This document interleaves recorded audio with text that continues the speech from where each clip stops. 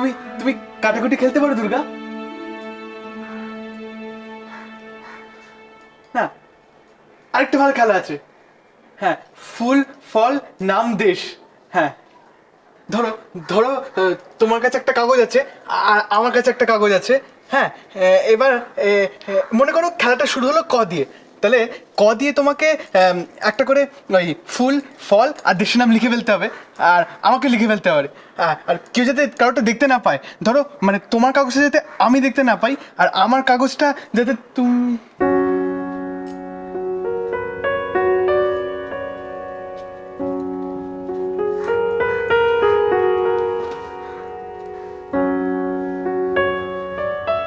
কি হলো দুর্গা?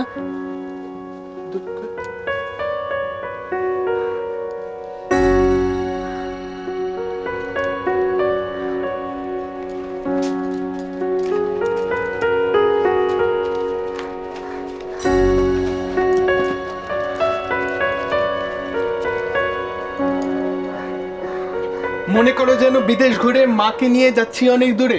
তুমি যাচ্ছ পালকিতে মা চড়ে, আমি যাচ্ছি দরজা দুটো একটুকু ফাঁক করে। আমি যাচ্ছি রাঙা ঘোড়ার পরে টকবগিয়ে তোমার পাশে পাশে। রাস্তা থেকে ঘোড়ার খুঁড়ে খুঁড়ে রাঙা ধুলে মেয়ে গুড়িয়ে আসে। হ্যাঁ, এটুকুনি মুখস্থ হয়ে গেছে। আর মুখ না, পুরোটাই পড়ে।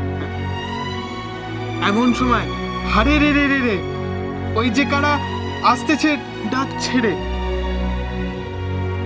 তুমি ভয়ে পালকিতে এক কোণে ঠাকুর দেবতার স্মরণ করছো মনে। বেহারাগুলো পাশের কাটা বনে পালকি ছেড়ে কাঁপছে থরো থরো। আমি যেন তোমায় বলছি ডেকে, আমি আছি, ভয় কেন মা করো, ভয় কেন মা করো, ভয় কেন মা। এ কি এত জোরে জোরে পড়ছো কেন? আমি আমি পড়াশোনা করছি না, আমি তোমার কথা শুনছি না। আমি জানি, আমি জানি যে তুমি তাই জন্য কাঁদছিলে। কিন্তু কিন্তু দেখো দেখো আমি কত মন দিয়ে পড়ছি। দেখো কত মন দিয়ে পড়ছি। তুমি তুমি আর কাঁদবে না তো? হ্যাঁ, তুমি খালি আর কেঁদো না। হ্যাঁ,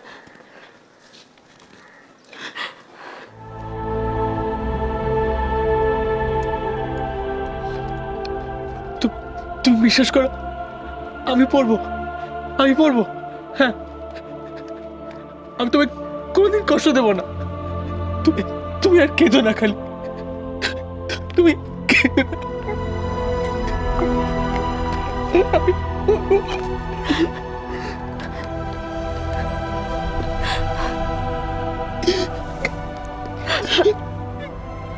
কাঁদতে নেই,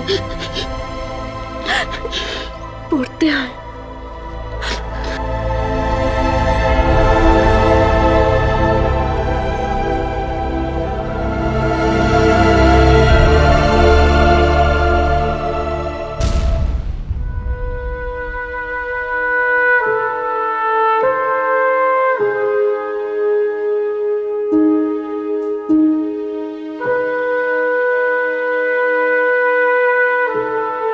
তোমার অনেক ক্ষমতা, তুমি যা খুশি করতে পারো মা।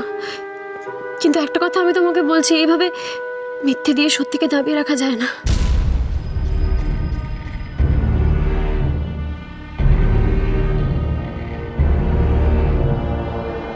মাকে নিয়ে যাচ্ছে অনেক দূরে।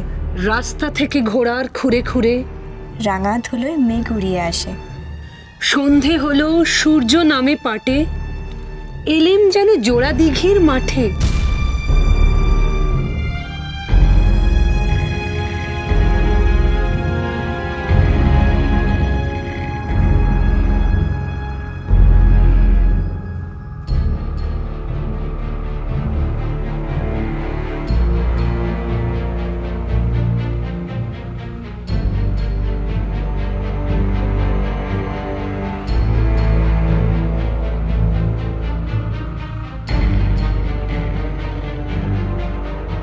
আমি যদি নাও থাকি, মা দুর্গা থাকবে, রূপমকে দেখবে, ওকে রক্ষা করবে। আমি যদি নাও থাকি, মা দুর্গা রূপমকে দেখবে, ওকে রক্ষা করবে। কেন বারবার এরকম হচ্ছে? দুর্গার সাথে জয়ন্তীর কি সম্পর্ক?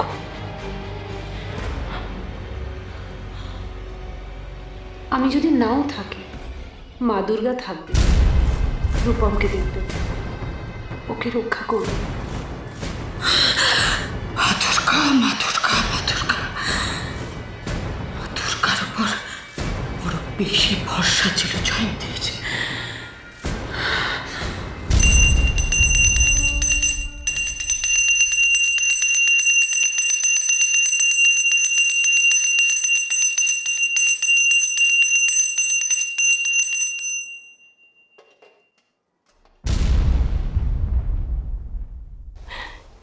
কি গো, হলো তোমার? আর কতক্ষণ? এই তো হয়ে গেছে।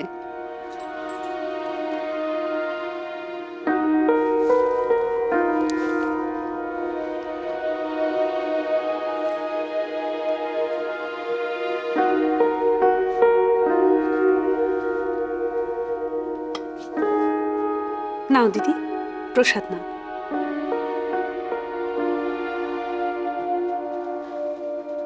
অনেক বেলা হয়েছে, এবার তোমার জলখাবার দিতে বলি। আজ তো ষষ্ঠী, আজ আমার নির্জলা উপোস। আবার উপোস? মাসের মধ্যে 10 দিন তোমার উপোস থাকে। এবার কিন্তু বিছানায় পড়বে, আমি বলে দিলাম। কিচ্ছু হবে না। আচ্ছা, এত উপোস টুপোস করে কি হবে বলো তো? মনে শান্তি হয়, ছেলের জন্য দুর্ভাবনা হয় না। রূপমের মঙ্গলের জন্যই তো সব দিদি। একটা কথা তোমায় বলি, দেখো বাবা মা তো কারো চিরকাল থাকে না। যাদের থাকে না তাদের জীবনে কি সবসময় অমঙ্গল ঘটতে থাকে? যাতে না ঘটে, যাতে সন্তানের সারা জীবন বিপদ আপদ রোগ বালাই থেকে সে রক্ষা পায়, তার জন্যই মা দুর্গা পায় এত মাথা কোটা। বুঝতে পেরেছি, মানে তোমার পুণ্যের ফল সেফ ডিপোজিট ভল্টে থাকবে, আর তুমি যখন থাকবে না সেটা রূপমের কাজে লাগবে, তাই তো? এত হিসেব নিকেশ করে কি মাকে ডাকা যায়? মার কাছে কিছু চাওয়া যায়? কিন্তু আমি জানি, কি জানো? আমি জানি আমি বোধহয় আর বেশি দিন বাঁচবো না। ছি ছি, ওকে কথা।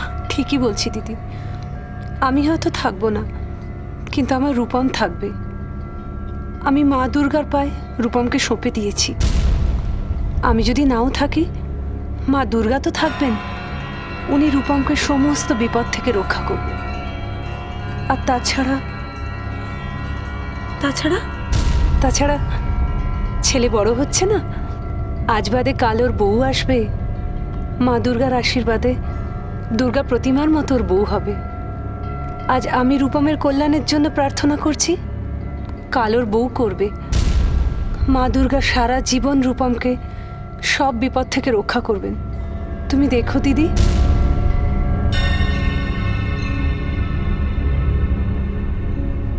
জয়ন্তী বিশ্বাস করতো এই কথা, কারণ সে বুঝতে পেরেছিল তার আয়ু বেশি নয়। জয়ন্তী বিশ্বাস করত তার অবর্তমানে মা দুর্গা রূপমকে বাঁচাবে, সব বিপদ থেকে আড়াল করে রাখবে। তবে তবে কি? না না না না, এসব কি ভাবছি আমি? হ্যাঁ, আমিও কি জয়ন্তীর মতো দুর্বল হয়ে গেলাম? যারা দুর্বল তারাই তো কথায় কথায় 33 কোটি দেবদেবীকে ডাকে, বিশ্বাস করে। আকাশ থেকে দেবী দুর্গা নেমে এসে রূপমের সিকিউরিটির কাজ করবে। পারবে তো বাঁচাতে? বোগাস!